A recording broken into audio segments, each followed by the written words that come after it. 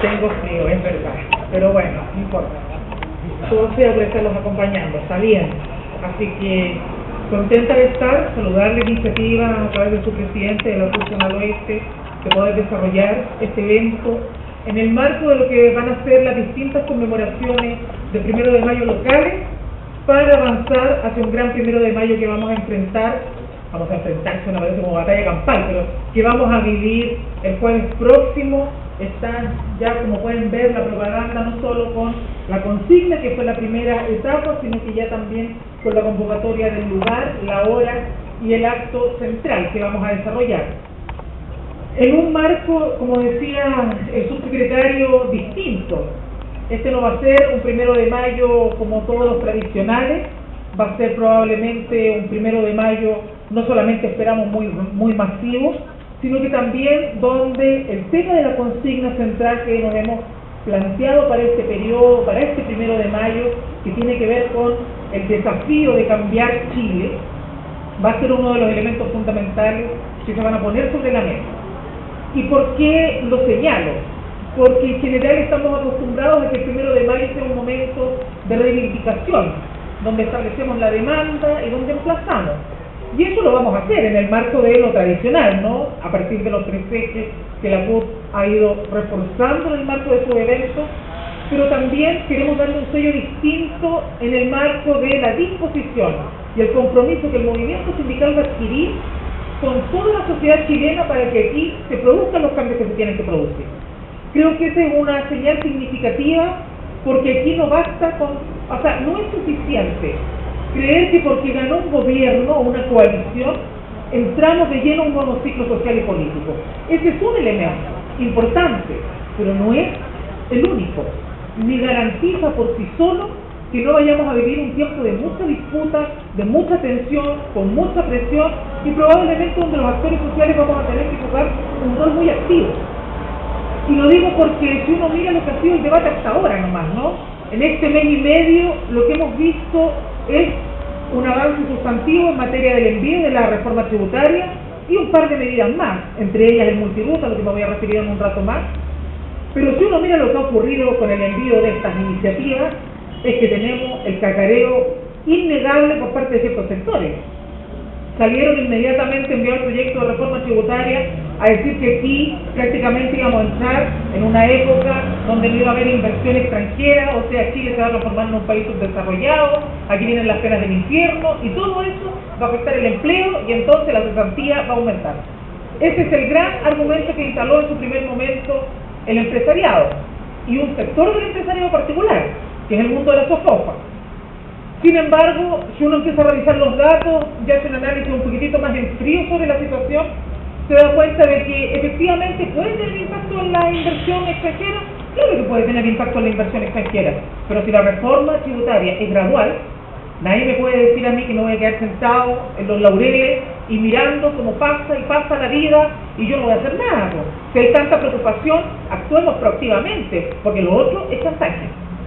Lo otro es la política del terror y decir, yo estoy viendo esto, pero no voy a hacer nada como empresario responsable y comprometido con el país, como dicen ellos, para que estas situaciones no se generen.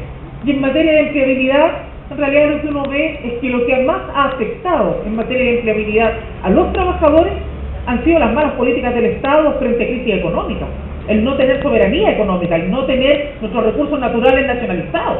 Eso es lo que más afecta en empleabilidad, porque somos presa de la crisis económica de otros países, la de Asia, de Europa, y a partir de eso vamos generando y reacomodando el mercado laboral.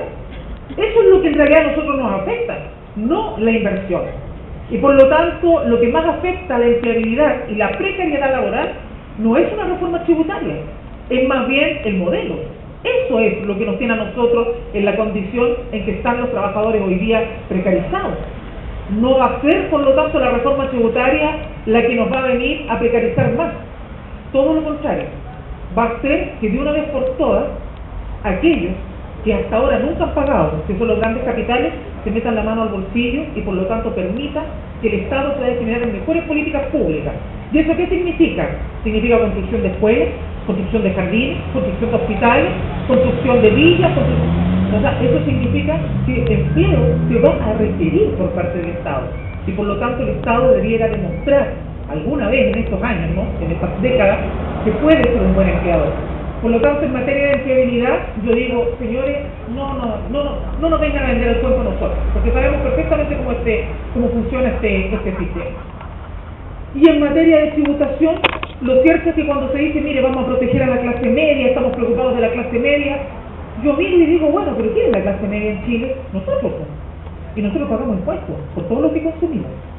Por lo tanto, si se quiere proteger a la clase media, hablemos de rebaja de impuestos a las personas, pero no me diga que por quitarle el impuesto mayor que se le quiere asignar a el fisco, está bien, a todos nos gusta tomar una piscolita, nos va a salir más cara, sí, está bien, pero no me digan que con eso están tratando de proteger a la clase media, porque eso no es protección por nosotros.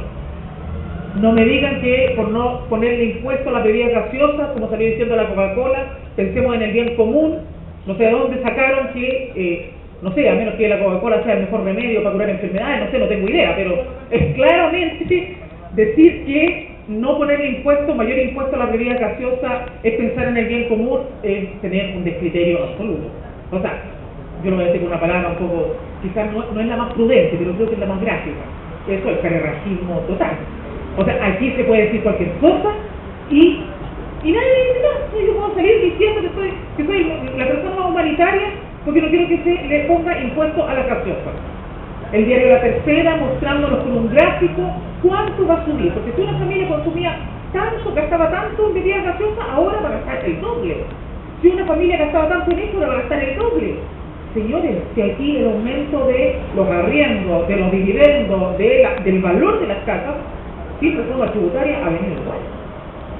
Entonces, cuando dicen, mire, nosotros queremos proteger a la clase media, con todo el respeto que yo le puedo tener al presidente de la democracia cristiana, con los aportes que ha hecho, pero seamos francos, a nosotros, que somos la clase media, el mundo trabajador, proletarizado, no nos están protegiendo.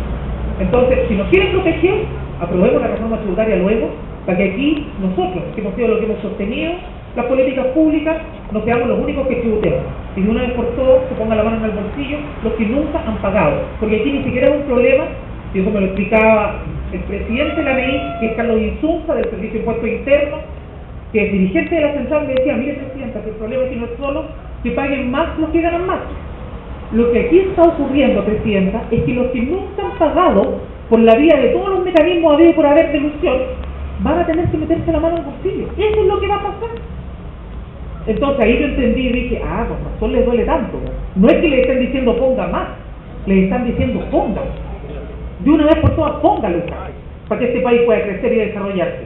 Y no siga con la lógica de crecer a costa de la explotación de los trabajadores y de las eternas ganancias y utilidades. Hay un gráfico que es muy significativo, que nosotros lo presentamos cuando fuimos a exponer a la Comisión de Hacienda de la Cámara de Diputados sobre el tema de la reforma tributaria, entendiendo que podemos mirar detalles técnicos. Sí, yo tengo un gran asesor económico, un cabrón joven, que me ayuda mucho y que él ve las cosas técnicas, pero me dice, mire presidenta, el rol de la central ahí no es que vayamos a discutir el tecnicismo, esta cuestión es bien simple, es una reforma tributaria que apunta a superar la desigualdad o no, y los datos indican que sí ayuda.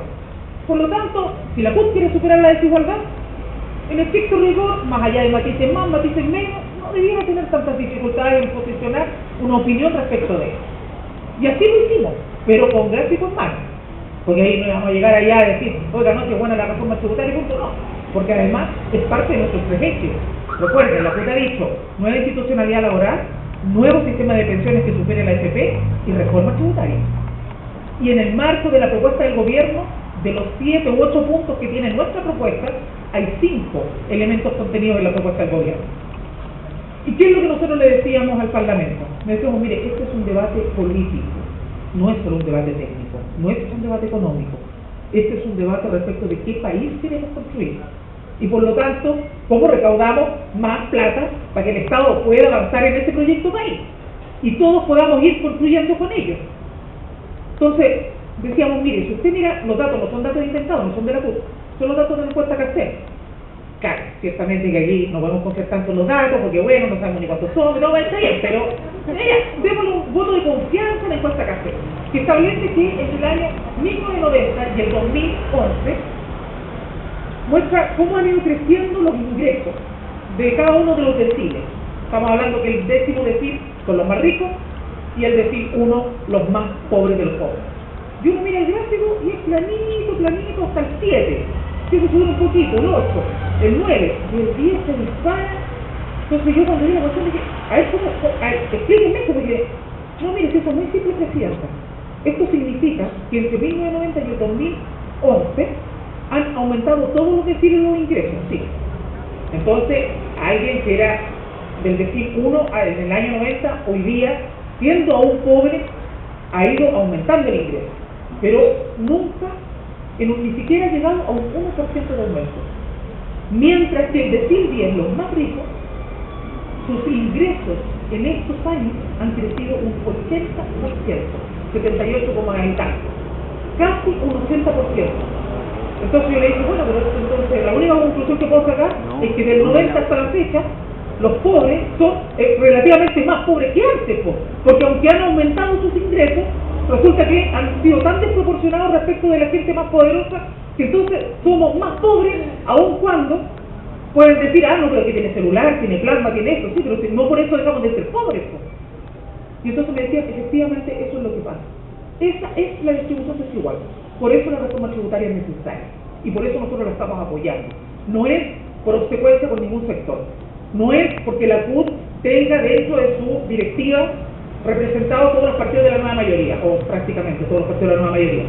No es un cheque en blanco, no es un refuerzo a ciegas, no es un apoyo sin condición. Es claramente porque la reforma tributaria que se está proponiendo es una buena medida. ¿Le faltan cosas? Sí, claro que le faltan. Le falta el royalty a la minería, lo hemos dicho en infinitas oportunidades. Le falta el tema de la rebaja del impuesto a las personas, lo hemos dicho en todos lados.